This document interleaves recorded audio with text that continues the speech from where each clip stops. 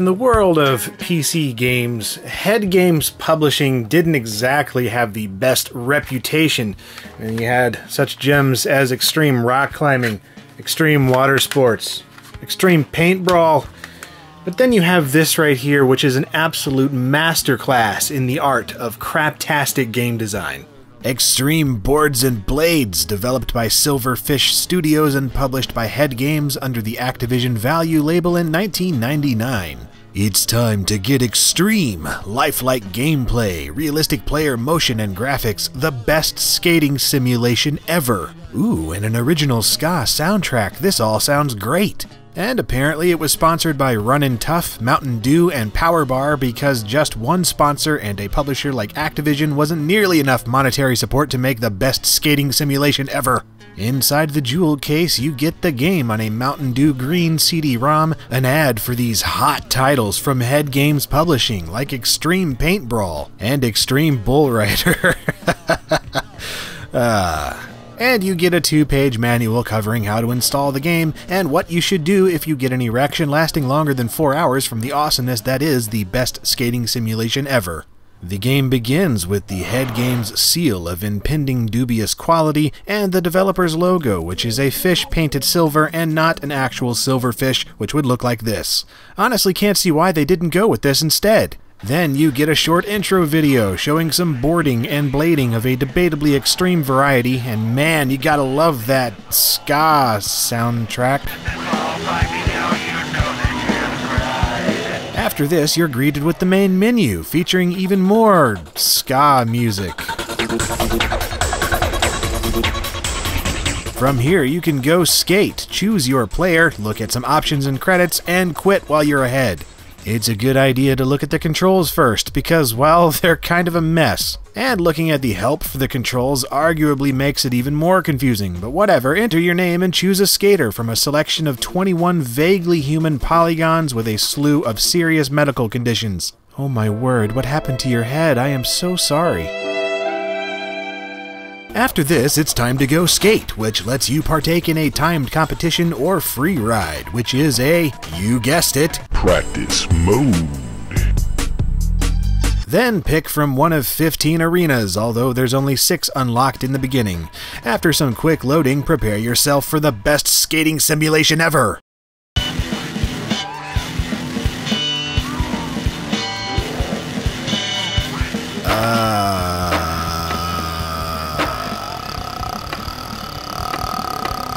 What in the holy mother of Satan's testes is this? Well, this, my friend, is the definition of hitting rock bottom when it comes to games released to store shelves. Now, while I could just let the gameplay speak for itself, I really should say some words about it, because if I sit here looking at this long enough, I'll start breaking heavy objects over random people's heads, and that tends to be a smidge illegal.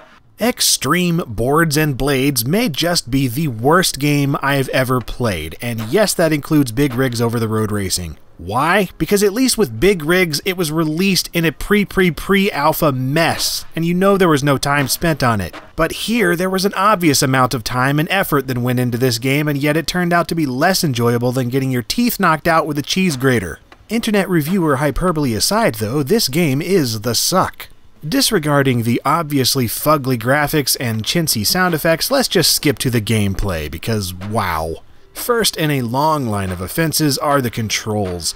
You can play it with either a joystick, a mouse, a keyboard, or some combination of two at once, and not a single one of them work well in any sense of the word. Not only are there far too many buttons and combinations of buttons to keep track of, but they're all over the place in terms of usability. Some are too sensitive, some aren't responsive enough, and some just don't seem to work at all, except on Tuesdays after you've eaten a chicken taco or something. The way your character moves and interacts with the environment is also hugely problematic, since when you do get a handle on the controls, your guy or gal won't always act in the way us humans do on planet Earth. I don't know what kind of physics they were going for, but calling the player motion lifelike and realistic is a cantankerous slap in the face to anyone who knows words. Speeding up and slowing down happens in the most haphazard way I have ever seen in a game. Collision detection seems to be working on the same rule set as Russian roulette, and using gameplay elements like ollies and tricks are about as pleasing to pull off as snorting a bucket of sand. And if you thought the skating gameplay was ridiculous, get a load of what happens when you get off the skateboard and start walking around.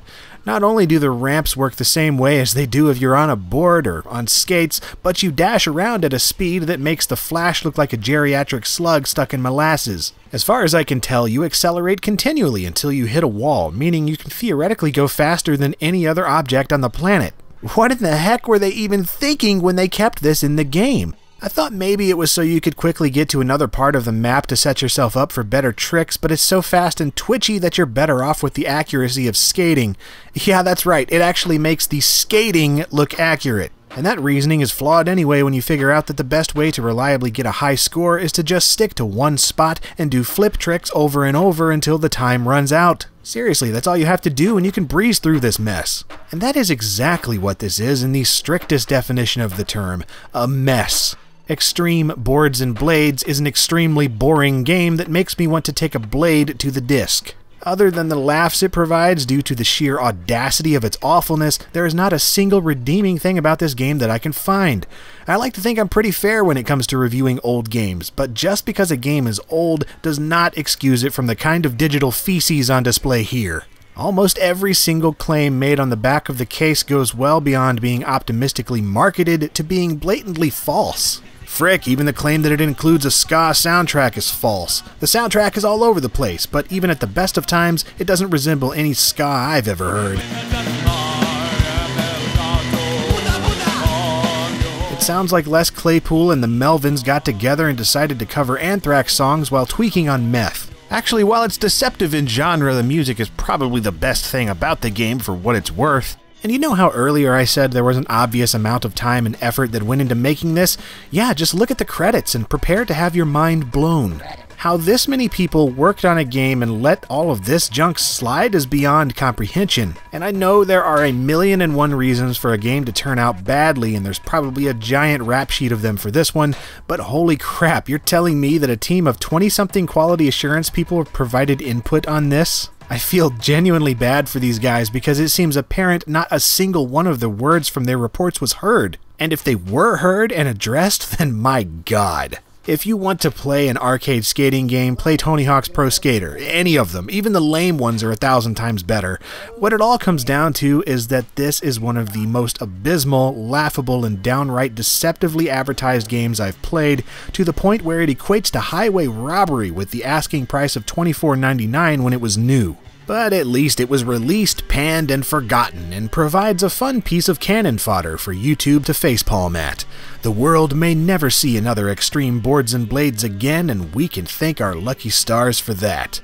Oh, what the f***? There's a sequel?!